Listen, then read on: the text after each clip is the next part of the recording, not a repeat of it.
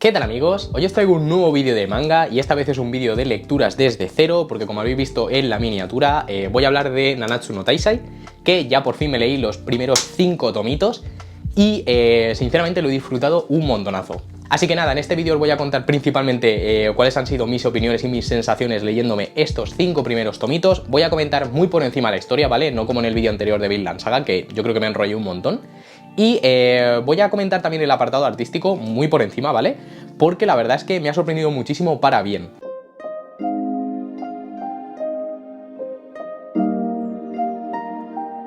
Joder, la finalización del tomo me encantó y sobre todo que se presente otra vez un personaje que me encanta. En este tomo de hecho han pasado muchísimas cosas, de verdad.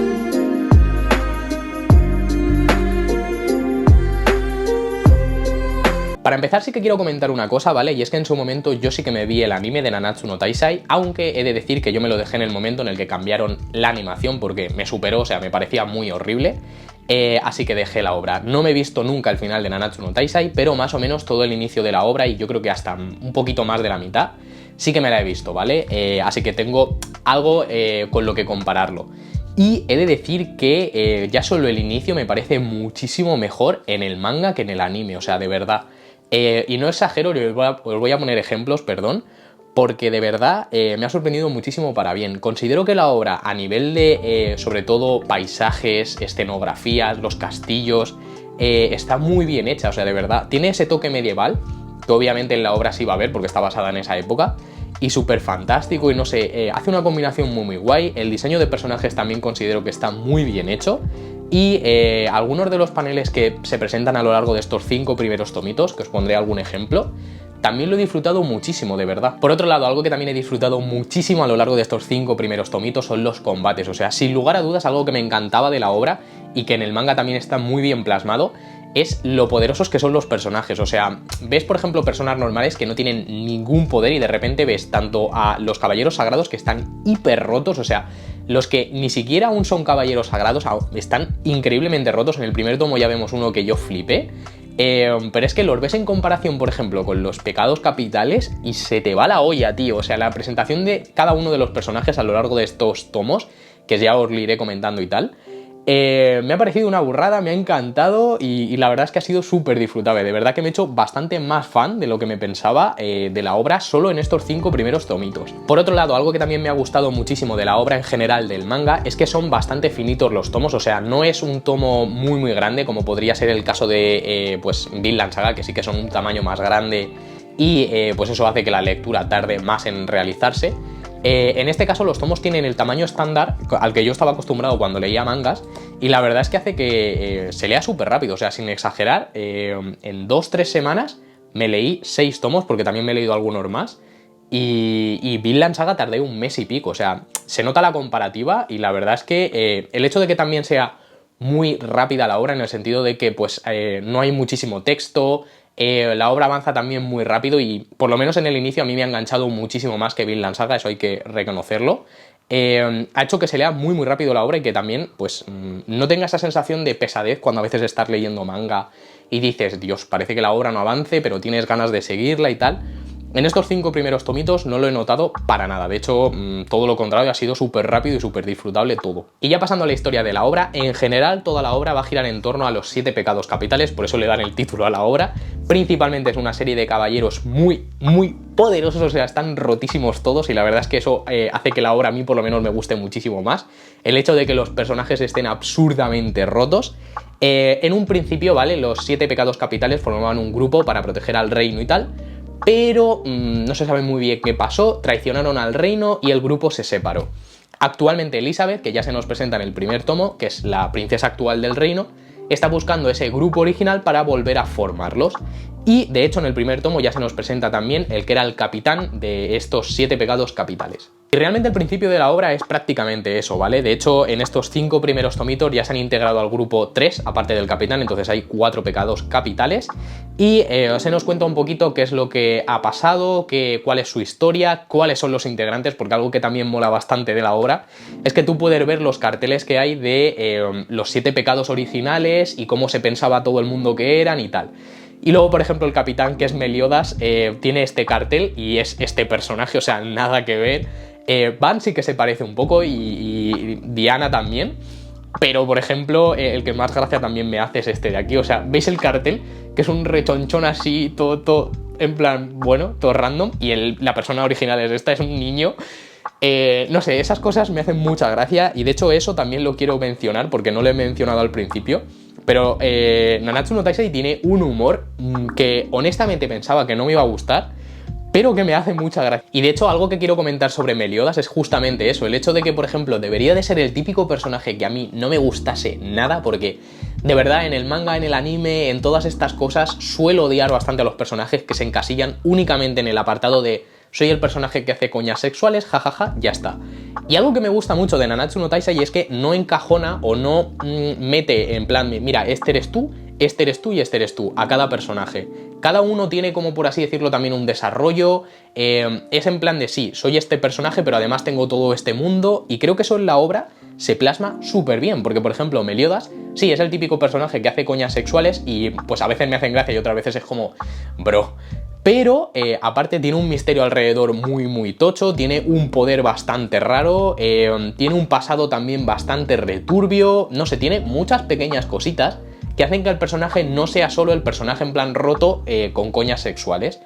Y eso la verdad es que me ha encantado muchísimo, porque de hecho algo que por ejemplo en el pasado critiqué sobre One Piece es el hecho de que Sanji llevaba una época en la que solo estaba encasillado con el personaje de jaja, tetas, me sangra la nariz, ojos con corazones, ya está. Y me gustó muchísimo, por ejemplo, en cierto arco cuando tienen una profundidad, se cuenta el pasado de Sanji, no sé, esas cosas me suelen gustar. Y la verdad es que me ha gustado mucho que Nanatsu no Taizai no haga, por ejemplo, como en One Piece con Sanji, que tardó muchísimo en darle un desarrollo al personaje. Aquí directamente en un inicio ya ves que, por ejemplo, Meliodas tiene un pasado, es el capitán y es el capitán por algo, es poderoso, tiene un montonazo de armas, tiene un montonazo de poderes súper raros. De hecho tiene un misterio alrededor bastante intrigante y que tengo ganas de ver en el manga cómo se desarrolla. Y ahora vamos a pasar a cada tomito más o menos qué es lo que ha ido pasando para que os hagáis una idea de pues por dónde voy en la historia y qué es lo que me ha parecido cada uno de los tomos, ¿vale? Así que empezando con este primer tomito, lo dicho, me parece una introducción a la obra bastante buena. Aquí se nos presenta principalmente a Elizabeth, se nos cuenta que está buscando los 7 pecados capitales y también se nos presenta a Meliodas. La introducción de Meliodas me encantó porque la verdad es que tú, al haber visto todos los carteles de los integrantes de los 7 pecados capitales, te piensas que cada uno de los integrantes va a ser un personaje bastante tocho, imponente, que va a ser, pues eso, bastante peligroso y de repente te ves a Meliodas, que es un niño así. Sin embargo, en el combate que tiene contra uno de los caballeros sagrados en este tomo, ves cómo le hace el counter, que es su habilidad, y lo revienta. O sea, súper disfrutable todos esos paneles y ese combate, la verdad. Y rápidamente le dice a Elizabeth que se puede meter en su taberna, puede trabajar ahí, y van a ir a buscar a los diferentes integrantes de la banda original de los 7 pecados, ¿vale? Porque lo que le dice es que él lo que está haciendo es ir pueblo por pueblo para intentar enterarse de ciertas cosillas, rumores y tal, y volver a buscar a los integrantes. Así que sabe más o menos dónde puede estar uno de ellos y se van a la aventura, o sea, se van directamente hacia allí. Entre medias de todo eso se encuentran con un pueblo que está siendo bastante oprimido por un caballero sagrado y ven como tiene una espada clavada. Te cuentan la historia de un personaje de ese pueblo, tal, pues un poquito de, no relleno, sino te meten en el contexto de la obra y al final Meliodas les ayuda. Bastante guay la introducción también de ese caballero sagrado porque es muy poderoso y es Gilthander, y ahora lo adelanto, que es un personaje que también me gusta bastante en la obra. Y tiene una serie de paneles que los comparé con el anime y la verdad ambos me parecen que están muy bien hechos, que es el momento en el que se da cuenta de que han arrancado la espada, lanza una lanza, valga la redundancia, y de repente Meliodas empieza sí, y se va de la taberna, sabe dónde va a caer la lanza, la pilla, le revienta el brazo y se la vuelve a tirar a Gilthander y ves cómo le revienta todo el castillo, sale con la lanza clavada. Todo ese panel, todos esos paneles, ¡buah! Es que lo disfruté un montón. Y encima en el anime me volví a ver otra vez esa parte del anime, igual, o sea, súper bien plasmada todos esos paneles. La verdad es que tanto el anime como el manga, lo dicho, brutal, muy bien hecho. Y encima avanza bastante el tomo porque ya en este primer tomo ves el siguiente integrante de los 7 pecados capitales, que era Dian. La verdad es que ese personaje también me gusta bastante y el hecho de que sea un gigante es en plan, vale, no te lo esperas para nada. Pero bastante guay, o sea, ya en este primer tomo, ya tienes 2 integrantes de la banda, ves como la obra, realmente lo dicho, y es lo que comentaba al principio, avanza súper rápido, porque solo en este primer tomo ya tienes a 2 integrantes, o sea que bastante guay.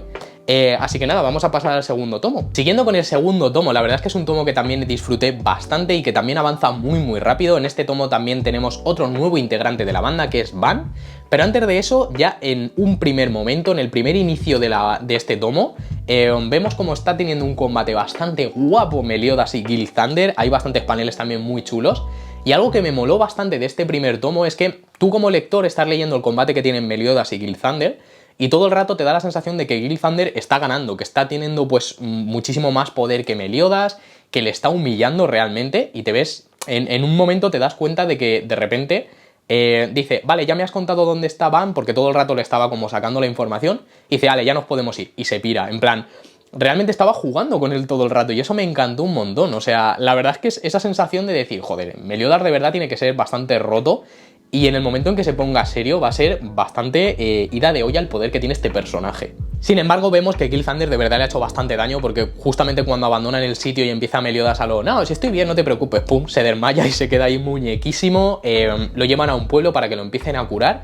Y algo que también mola es que de repente se dan cuenta, el pueblo está cercano a la zona donde estaba Van. Las personas que estaban custodiando a Van se dan cuenta de que pues, van a intentar sacarlo de la cárcel y no quieren eso. Así que lo que hacen es enviar a caballeros a donde está el pueblo ese para intentar matar a Meliodas antes de que él vaya a donde está Van. Vemos como de hecho Diane empieza a ir a donde está Van, a la cárcel esa, y tiene un combate bastante guay contra uno de los caballeros sagrados. Pero es que algo que también me mola bastante es que Van está todo el rato como... De hecho hay un panel en el que ves como perfectamente está perforado a la pared para que no se pueda mover y tal, y de repente escucha como los que le están protegiendo, los caballeros que hay delante de él, están hablando de que el capitán va a ir a intentar sacarlo y de repente mete un patadón, rompe la pared y sale de la cárcel. O sea, te da a entender que realmente Van en cualquier momento se podía haber pirado, pero estaba ya hasta los cojones y no le apetecía pirarse. O sea, se había quedado en la cárcel por estar ahí. Cosa que me mola bastante del personaje. O sea, te da a entender ya cuál es la mentalidad del personaje y todas las cosas que puede hacer. De hecho, algo que me gusta bastante de esta primera introducción de Van es que nada más salir por la puerta de lo que es su cárcel, aparece una aprendiza de caballera sagrada, empieza a darle como un montón de estocadas, Van empieza a hacer como la coña del palo de me ha reventado, y de repente se levanta y tiene el pelo perfectamente cortado y ya no tiene barba porque estaba como un vagabundo, y le dice, la verdad es que vale, es como peluquera, tal, no sé qué, en plan estaba esquivando todas las cosas a posta para que le cortase justamente el pelo. O sea, el nivel de este personaje ya solo con esta coña te da a entender que también es bastante poderoso y me encantó. Como introducción del personaje la verdad es que me encantó muchísimo. Mientras todo esto pasa, que Van empieza a salir de la cárcel y Diane está enfrentándose a uno de los caballeros sagrados, Meliodas está en cama y de hecho lo está tratando un médico. En un momento nos damos cuenta de que ese médico también es malo y que estaba intentando matar a Meliodas. Meliodas no se sabe por qué se despierta y se van a intentar ayudar a Diane. Tienen un combate bastante guay, tanto Meliodas como Diane, contra uno de los caballeros sagrados, que principalmente lo que hace es como hipnotizar al enemigo o hacerle creer que son otros enemigos, no sé, una especie de hipnosis, vamos, y se empiezan a pelear Diane y Meliodas. A todo esto, al final es Elizabeth quien consigue pues ayudarles y tal. Cosa que no me esperaba, porque es el típico personaje que pues no hace nada, o sea, no tiene ningún poder, realmente es una persona normal y corriente. Y de hecho el tomo acaba así, destruyendo a ese caballero sagrado, principalmente Meliodas le mete una reventada que no veas junto con Diane, y Elizabeth acaba bastante tocada. De hecho, Diane la mete en una mochila que lleva para que esté pues calentita y que de hecho no sufra ningún daño más, y parten rumbo a donde creen que por fin está Van. El tomo número 3 la verdad es que inicia bastante guay, porque de hecho ya consiguen encontrarse con Van, y de hecho el encuentro entre Meliodas y Van me encantó. La verdad es que me pareció súper divertido ese encuentro, y algo que me mola es que empiezan a hacer el gilipollas, a romper toda la cárcel, empiezan a hacer un pulso y se cargan todo el edificio. Y de mientras, por fuera, lo que habían hecho los caballeros sagrados es poner una cárcel, una especie de trampa mágica para que no pudieran salir de ahí. Se cargan eso también al haberse cargado todo el edificio, y de hecho ni se habían enterado de eso. O sea, ese es el nivel de poder, y por fuera todos están flipando en plan, madre mía, se han cargado esto, que es encima una protección mágica que necesitaban como un montón de dragones para destruirlo, tienen que ser súper poderosos, y ellos ni siquiera se habían enterado de eso. O sea, ese nivel de poder tienen tan absurdo. En este tomo, de hecho, continúan buscando a otro de los integrantes de los 7 pecados capitales y están intentando buscar a King, ¿vale? Que es este personaje que también me hacía mucha gracia, que el cartel es un personaje gordo y luego la versión original es como un niño hada. Se pasan buscando en todo este tomo a ese personaje porque se piensan que tiene que estar en un sitio que es como una especie de donde van los muertos y tal. La verdad es que también muy guay la introducción de ese sitio, me gustó bastante, me pareció curioso. Y de hecho, ves como King realmente no está buscando, no lo va a poner nada fácil el hecho de volver a la banda. De hecho, hay como una especie de odio entre King y Van, y de hecho no sabes muy bien por qué. En este primer tomo, o sea, en este tercer tomo se deja entrever ese mini odio que tienen entre los dos, que de hecho el primer encuentro que tienen King y Van le revienta, o sea, King le atraviesa con la lanza que tiene, y de hecho es uno de los paneles yo creo que más emblemáticos de Nanatsu no Taizai, y es este de aquí. La verdad es que guapísimo el panel, veis cómo le ha reventado. Y algo que no he comentado, ¿vale? Es que Van es inmortal. Uno de los poderes que tiene es que no puede morir y de hecho se regenera. Entonces, ¿veis cómo yo me quedé en plan de, hostia, le ha puto reventado? O sea, igual se muere y de repente empieza a regenerarse y ya está. Muy guay. De hecho, todos los combates que va a participar Van, porque vais a ver cómo son súper sangrientos. Van explota un montón de veces en 1000 pedazos, empieza a regenerar. Muy guay, o sea, a nivel artístico es súper disfrutable ver combates con Van, por lo dicho, porque veis como muchas veces eso, le falta un brazo, se empieza a regenerar, la obra también es muy sangrienta y eso a mí pues hace que lo disfrute bastante, la verdad. Y de hecho lo más gracioso de este encuentro es que Van sigue a su bola con que ese no es King, porque lo ve en su forma de niño y él sigue pensando que King es esa persona que está en el cartel, porque de hecho a lo largo se ve todo el pasado que formaron parte de la banda. King siempre era este personaje gordo, entonces nunca lo vio como un niño, no tiene ni puta idea de que él es así, y de hecho él sigue diciéndole a los otros que ese niño no puede ser King, y eso la verdad es que al principio me hizo bastante gracia. Y ya para acabar con este tomito, lo último que sucede es que se van a la zona esta de los muertos, todos los pecados capitales, y de hecho empiezan a tener un combate bastante épico contra un caballero sagrado que el poder en el siguiente tomo se ve muchísimo más. Pero mola un montón porque prácticamente lo que hace son explosiones bastante épicas y empiezan a tener un combate muy guay. Y ya pasando a este tomo número 4, la verdad es que me gustó bastante en cuanto a historia porque se profundiza bastante en el pasado de ciertos personajes, sobre todo en el de Van, King, por qué se odian y quién era Elaine, que es otro personaje que se menciona.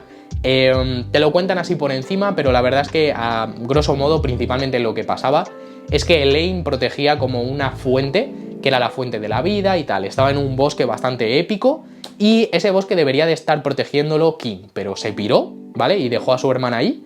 Y Van encontró esa fuente, estuvo con Elaine durante un tiempo, de repente los atacó un demonio y Elaine se sacrificó y le dio de beber a esa agua a Van, por eso él es inmortal. De hecho, esto lo sabemos como lector, se nos muestra toda esa historia al final de este tomo, de hecho ese extra me moló bastante, pero también lo sabemos a lo largo de la historia porque justamente en la zona esta de los muertos, lo que sucede es que los muertos se pueden como personificar. Y de hecho empiezan a tener una conversación Van y Elaine, empieza también a tener como este diálogo y empiezan a tener como una conversación muy bonita, se nos empiezan a revelar ciertas cositas, pero en todo este rato Elaine no se personifica y no la puede ver King, ¿vale? Y eso lo tiene bastante puteado, de hecho se pone bastante cabreado. A todo esto, Meliodas y Diane están teniendo este combate contra este caballero sagrado, al final Van se da cuenta y se va a intentar ayudarlos, y Elaine por fin se le aparece a King y le dice que proteja a Van. King no entiende muy bien por qué, pero es su hermana, así que va a protegerlo. Y de hecho mola bastante porque le vuelve a atravesar, empiezan a tener en plan rollo, mira, te voy a proteger por mi hermana, pero que me das igual. Empieza King a tener este combate bastante guay también con esta caballera sagrada, que la verdad es que mola bastante el poder. Y algo que mola es que se te revela que King realmente no es solo un personaje roto, sino que realmente es el rey de todas las hadas. Y te revelan el nombre y tal, y ves todos los poderes suyos, que la verdad es que está bastante guay porque tiene como una lanza que la puede transformar en varias cosas, puede lanzar como diferentes poderes, no sé, está muy guay. De hecho, todos los poderes que tiene King en general, junto con la lanza y tal, me parecen guapísimos, o sea, porque a nivel artístico y sobre todo a nivel de combate, queda súper épico, en plan, rollo, tiene la lanza, empieza a moverla, empieza a lanzarla, la separa en un montón de mini daguitas, empieza a clavarlas, la puede transformar en el perro este tan guay. No sé, la verdad es que el personaje en sí tiene bastantes cositas guay, sobre todo lo que comento a nivel de combate, súper disfrutable verlo. Consigue derrotar a este caballero sagrado y de hecho se nos revela otra información al lector, ¿vale? De hecho le dice King que ellos podrían también haberla destruido sin problemas si tuvieran sus armas sagradas. Claro, tú como lector te quedas en plan, no tenía ni puta idea de que tenían también armas súper épicas. Empieza a preguntarle a todos en plan, ¿qué habéis hecho con vuestras armas, tío? ¿Por qué no tenéis nada? Y te dicen prácticamente lo que han hecho cada uno y la verdad es que es bastante gracioso porque, para empezar, Diane la perdió directamente, Meliodas la vendió para básicamente costear todo lo que compró para la taberna y tal, y Van directamente se la robaron, o sea que son un caso perdido los tres. Entonces en este momento, en lugar de seguir buscando a otros integrantes de la banda, lo que van a empezar a hacer es a buscar a las armas sagradas, porque sin ellas la verdad es que no tendrían tanto poder y la verdad es que lo necesitan, visto lo visto con el poderoso ejército que tienen en cuanto a caballeros sagrados, porque se han enfrentado solo a uno y casi les revienta, o sea la verdad es que el combate estuvo bastante en plan reñido. Así que con las armas sagradas sí o sí pueden pues plantarle cara muchísimo mejor. Y por último, antes de empezar esta búsqueda de las armas, se encuentran también con Verónica, que es la hermana de Elizabeth. La verdad es que es un encuentro bastante raro, porque se la quería llevar, pero realmente Elizabeth no quiere ir, tienen como una especie de discusión, y juraría que al final sí que consigue llevarse a Elizabeth y separarla de los integrantes de la banda. Y realmente no importa, porque al final Meliodas consigue rescatar otra vez a Elizabeth, se la lleva del sitio donde la tenían como prisionera, realmente no estaba prisionera, pero bueno. Y mola un montón porque acaba el panel, o acaba mejor dicho el capítulo, con un panel bastante guay en el que hay una fogata y se ve las sombras tanto de Elizabeth como Meliodas, y ver la sombra de Meliodas y es un monstruo bastante raro, o sea, muy guay. Es que todos esos toques que hay alrededor de Meliodas, sobre todo al principio, es brutal, tío, te dejan como esa cosilla de decir, tío, ¿qué cojones es Meliodas? Y ya para acabar con el último tomito de este vídeo de lecturas desde cero, tenemos el tomo número 5, que la verdad es que ha sido el que más he disfrutado porque tiene lugar un torneo bastante loco, participan personas hiper rotas y luego personas bastante De hecho, uno de los combates que más voy a destacar y que me hizo mucha gracia es un combate que tiene King y un viejo, o sea, King es súper poderoso con su lanza y todo lo que queráis, pero sin armas es un paquete que no veas. Y mola bastante porque empiezan a decirte, buah, va a ser súper épico tal, y de repente lo ven y dicen, rollo macho, ¿cómo eres tan paquete? ¿Cómo eres tan malo? Y tienen un combate ahí, en plan, entre ellos, o sea, tanto el viejo como él se piensan que están teniendo un combate súper épico y desde fuera ves cómo están en plan... No sé, me pareció súper gracioso. También participa Diane, que de hecho algo que mola bastante es que tanto Elizabeth como Diane, al verse, se van a buscar comida, tienen como una especie de enfrentamiento contra unos hongos, y esos hongos lo que hacen es que tiran unas esporas que te hacen encoger. Claro, Diane pasa a ser a una altura normal, pero Elizabeth cabe en la palma de una mano, entonces está como oculta entre las tetas de Diane, muy XD también. Y participa en el torneo Diane, de hecho se enfrenta a uno de los caballeros sagrados, que también es bastante tocho al nivel de Gilthander, así que bastante guay ese combate también.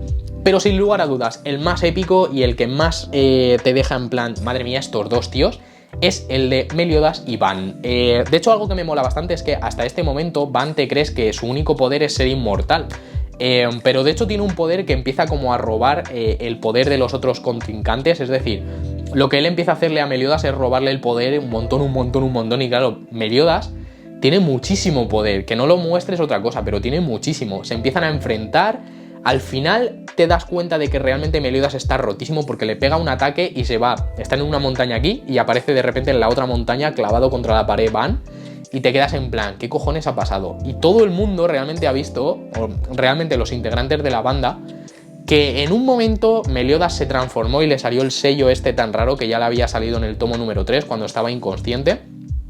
Y es un sello que sale en la frente, le hace como parecer mucho más malévolo, y todos están en plan de, ¿qué cojones le pasa a Meliodas? ¿Sabes? En plan XD, nos va a reventar. Muy guay todo esto, la verdad es que todo este tomo lo disfruté un montón.